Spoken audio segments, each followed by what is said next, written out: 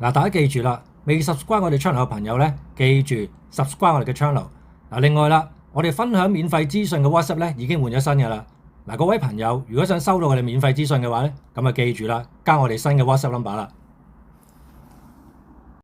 好啦，阿咪嗱，今日咧咁啊跑馬王啦，家興高升啦，但係隔一日咧又跑啦9場快樂谷莫雷拉嚟到啦喎，個世界會變成點啦？唔知嗱，不過咧今日咧除咗兩匹馬推介咧，亦都講下咧咁啊前咧頂級騎師咧路插咧。咁啊，現役嘅頂級騎師點解會咁講呢？相信大家都記得大聖係邊個啦。咁啊，嚟到香港，雖然佢冇攞過冠軍騎師，但係咧佢嘅級數咧，其實同柏寶咧都差唔多，都算係咧澳洲咧叫頂級嘅類別啦。但係咧，大家都知道啦，佢喺澳洲咧咁啊。其實暗地裏都受過香港馬會嚇，咁啊有個清談嘅節目嘅，通常咧都會講下香港嘅騎師嘅，大部分都係噶啦。咁但係咧，佢咧近排咧，佢本身亦都有提供，亦都本身咧會咧，即係評論下咧，究竟啲騎師啊，啲大賽啊跑成點啊，都好有文有路嘅。但係今次咧，佢竟然插咧幾人安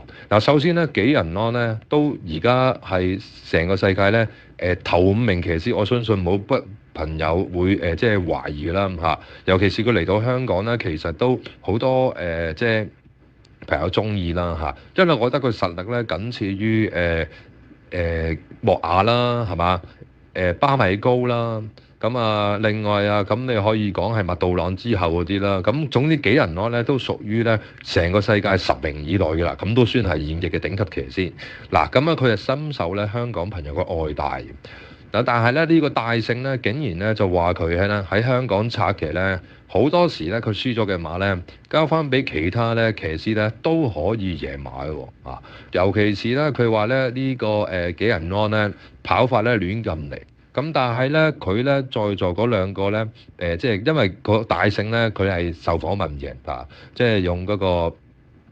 視像啦，咁啊嗰兩位主持其實都唔係好認同佢講法，因為咧佢今次咧係冇攞例子之餘，亦都講唔出咧其實幾人安咧實際上咧點樣跑啊，話佢咧即係喺香港咁差，尤其是大聖講咗句就係咧，佢話從來冇見過一個客串喺香港嘅外籍騎師跑得咁差，喂呢句嘢咧係一頭霧水。但係咧，我咧其實咧都有問下咧啲朋友，喂，做咩大聖同幾人安好似風馬牛不相及拉唔埋咁嘅？哦，原來一諗之下咧，嗱，大聖咧其實咧除咗做節目之外咧，其實你睇佢樣啊都唔方係好人啦，係咪先？佢喺香港嗰陣時咧拉馬做馬樣樣齊，你覺得佢好忠啊？忠人即係即係忠正啊？梗唔係啦嚇！咁啊大聖。一睇個樣啊，佢冇嘢呃你個樣，個擺到平間。佢其實咧澳洲咧同食馬係非常之有關係嘅，即係簡單嚟講，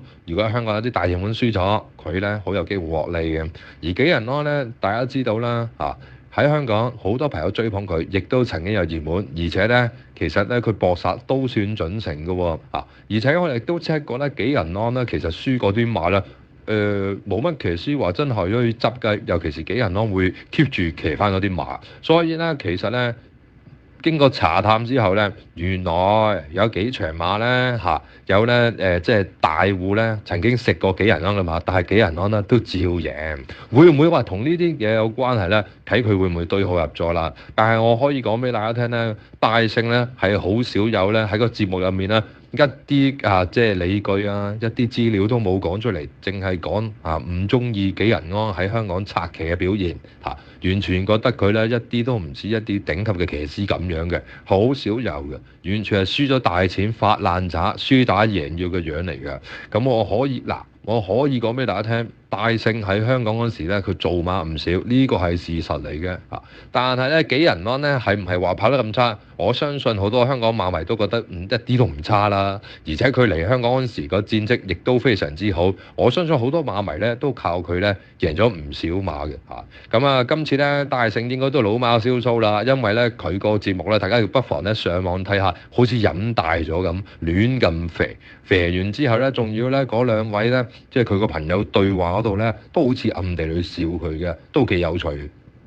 嗱，今日咧又有兩匹咧馬膽推介，兩匹馬咧狀態都非常之勇噶啦。第一隻就係第二場啊，咁啊5班12米1號呢隻咧果然僥倖。呢匹果然僥倖，大家都知道啦，佢易主啦嚇，咁啊好平嘅價格啦，就賣咗咁啊俾現役嘅馬主咧就投咗啦。但係咧嗰個成績咧，同嗰個價格咧完全唔成正比，因為佢初出2月1號嗰場咧就輸俾盛世威風，喂嗰度差唔多翻本啦。另外再出1400米咧，竟然咧就係越級即係4班輸俾咧自動自覺同埋咧君達德呢啲4班馬跑第3。好啦，今次咧就縮翻落1200米，咁啊雖然咧就冇乜即係成績啦，因為佢都係留喺4班嗰個1200米，今次唔同啦，佢咧落翻5班跑。如果咧佢跑翻咧呢個咧輸俾盛世威風嗰場馬咧，我相信喺呢度咧都難尋敵手。尤其是咧覺得佢上次咧雖然排過一檔咧對佢有着數，但係今次咧有咧黃金盒喺呢度咧放頭啦，我覺得咧對於8檔嘅果然僥倖咧影響應該不大嘅。呢匹馬咧座位望贏㗎。好啦，另外啦第二匹啦就係咧呢個第8場啦3班1400米。點解我話兩隻馬都好用呢？因為咧，我就係睇到咧，同馬房咧，佢嘅神操咧，其實咧呢隻千帆區上一次咧，哇潘頓跑成點，相信大家都見到嘅。嗱，有好多朋友都不滿點解上一次留得咁後嘅。嗱，坦白講，如果咧唔留後啲咧，呢個千帆區咧上一次咧個後勁又冇咁凌厲嘅。嗱，今次咧潘頓就走咗去騎超勁赤兔，因為上一次咧超勁赤兔咧都係潘頓跑，咁啊落到大熱門跑第3，繼續騎佢咧亦都唔騎，但係呢隻千帆區上一次呢嗰個時速啊、走勢啊、觀感呢，絕對唔差嘅。既然提供得呢蘇偉賢呢嗰隻呢果然僥倖，不妨呢提供埋佢同馬房隻2號千帆區。只要見到果然僥倖入位呢，我相信呢千帆區呢出擊嘅機會都幾大。尤其是呢我睇千帆區呢，其實呢佢呢4場馬入面啦，佢係入咗2次第2，2次跑第6，但係呢4場馬呢跑得絕對唔差㗎。好明顯呢匹馬後上好過擺前面走嘅，因為2月14號嗰場馬咧，佢係正擺前面走咧，熱門咧就輸咗嘅。但係今次咧換上奧爾文啦，千祈唔好睇小奧爾文嘅後上能力啊，一啲咧都不下於咧潘頓嘅。我覺得咧今場排個10檔咧應該咧都幾好跑，因為上一次12檔都有咁嘅即係後上能力啦。加上咧今次冇必要咧入去內檔去等位嘅，順住喺2碟穩遮檔去跑咧，我相信咧都係坐而望一馬嘅。